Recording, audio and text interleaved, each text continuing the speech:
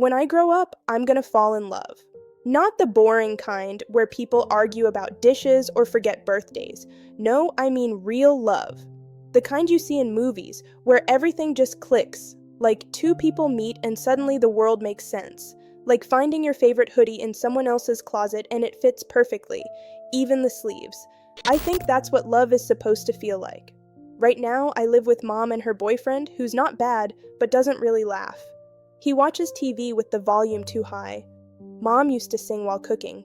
She doesn't do that much anymore. Sometimes I try to imagine who I'll love. Maybe someone who smells like cinnamon.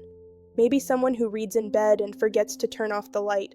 I'll know them right away, I think. Like a magnet in my chest that just turns on.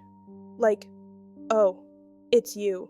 I don't know what they'll look like. I just know how they'll make me feel, safe and seen, but also excited. Like riding a bike downhill with no hands. We'll talk for hours and never run out. We'll understand each other without needing to explain. They'll like the same movies as me, or if they don't, they'll still want to watch them because I do, and they'll never leave. That's the main thing. They'll stay, even if we fight, even if it rains on vacation, even if I get sick or say something dumb, they'll still be there. That's how you know it's real. I get scared sometimes, that I'll mess it up, or that I'll be too much or not enough. I don't tell anyone that, but it lives in my stomach, like a tiny cold hand. But when I'm older, it'll be different. I'll be better at talking. I'll know what I want. I'll pick the right person and they'll pick me, and we'll build something warm, with yellow lights and a couch that's just the right kind of soft. I'll never ignore them. I'll never make them feel alone when they're next to me. I'll remember the important dates. I'll say sorry first, because love should feel like belonging, like coming home.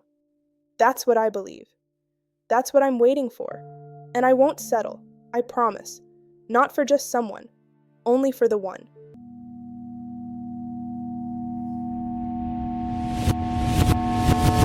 I thought love would just happen, like a train that knows where to stop. Like one day I'd be standing on the right platform and it would pull in, slow and obvious, and I'd step on, just like that. But it didn't come that way.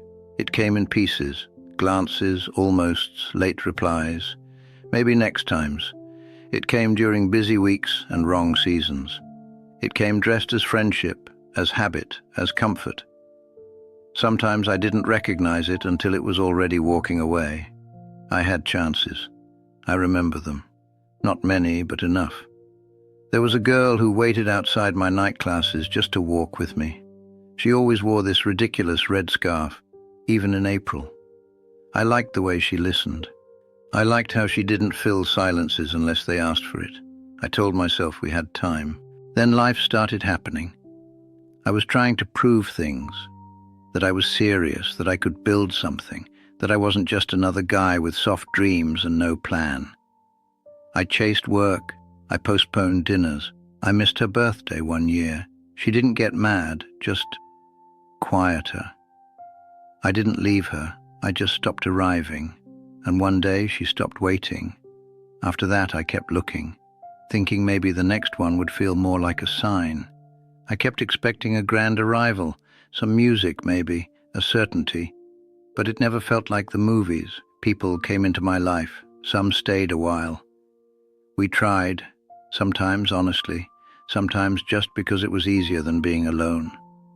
There were good moments, laughter over cheap wine, Sunday mornings with socks on the wrong feet. But something in me kept measuring everything against a feeling I couldn't name. Just that I thought it was supposed to be more. And so I waited, and so I drifted. I got good at being alone, too good maybe. I told myself I was fine, that some people just don't get that I had work, friends, memories. I built a life that made sense on paper. But sometimes at night, I'd hear the house creak, the old kind of silence that wraps around you too tightly. And I'd wonder if I was wrong, if the train did stop, and I just didn't get on. Love, it turns out, doesn't always knock. Sometimes it just sits on the other end of the couch, waiting for you to say something real, and sometimes it leaves before you do. The thing about waiting is it eats time without you noticing. I thought I was just being careful, just making sure, just giving things space to feel right. But the years didn't wait with me. They moved. And so did the people. There was another moment. Not big, just one of those quiet hinges. A friend called, late one evening. She'd broken up with someone, said she didn't want to be alone that night. I was already in bed, tired. I told her maybe tomorrow. She laughed. "Sure," she said, "tomorrow." We never had that call. I don't even think it was about romance. Maybe it was just a moment that needed to be shared. One of those small threads you only notice missing years later, when the room is too quiet and no one calls anymore. I spent a lot of time thinking I had time, that I'd take that trip, that I'd write that letter, that I'd sit across from someone and say what I actually meant instead of something polite and forgettable.